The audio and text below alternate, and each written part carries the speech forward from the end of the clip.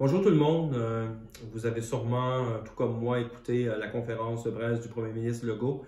Encore une augmentation d'un peu plus de 300 cas pour le Québec. Au total, on a dépassé les 1000 cas.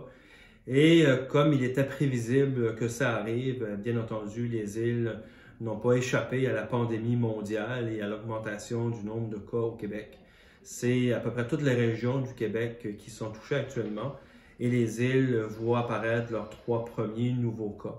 L'information qu'on a préliminaire nous indique que ce sont 3 cas d'une même famille, des gens qui arrivaient de l'étranger et qui se sont mis en isolement dès leur arrivée aux îles. Donc, bien entendu, on souhaite fortement que les gens se rétablissent le plus rapidement possible, ces 3 personnes-là. Et d'ailleurs, je demanderai à l'ensemble de la population des îles de les soutenir de façon virtuelle, des encourager pour qu'ils puissent évidemment se rétablir le plus rapidement possible. On nous dit aussi comme information préliminaire que l'ensemble des mesures sanitaires qui devaient être mises à disposition de ces gens-là ont été mises et que les gens, bien entendu, collaborent pleinement pour éviter les risques de propagation.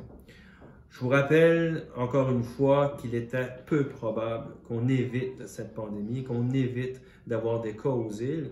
Ce sont les 3 premiers cas et si on a pu retarder l'arrivée de cas aux îles, c'est assurément parce qu'on a mis des mesures rapidement en place, des mesures qui, oui, ont été contraignantes et qui sont encore contraignantes, mais qui ont donné un certain résultat.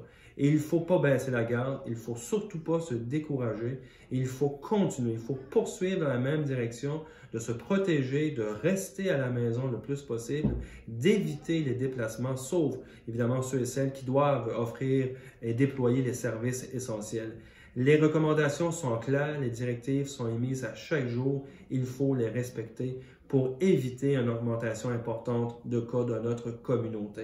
Il faut éviter de céder à la panique, il faut éviter de sauter sur des jugements préliminaires, il faut éviter aussi de sauter aux conclusions hâtives et il faut plutôt se concentrer sur qu'est-ce qu'on peut faire de façon individuelle pour limiter les risques de propagation, mais surtout encourager nos amis, nos voisins qui ne respectent pas encore les règles, mais de le faire.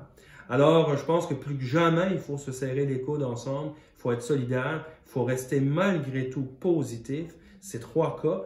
3 cas sur une population de 13 000 personnes, donc ce n'est pas l'ensemble de la population qui est atteinte de la COVID-19. Tous les partenaires travaillent très fort pour qu'on puisse se protéger entre nous et que les mesures soient respectées le plus possible par la population.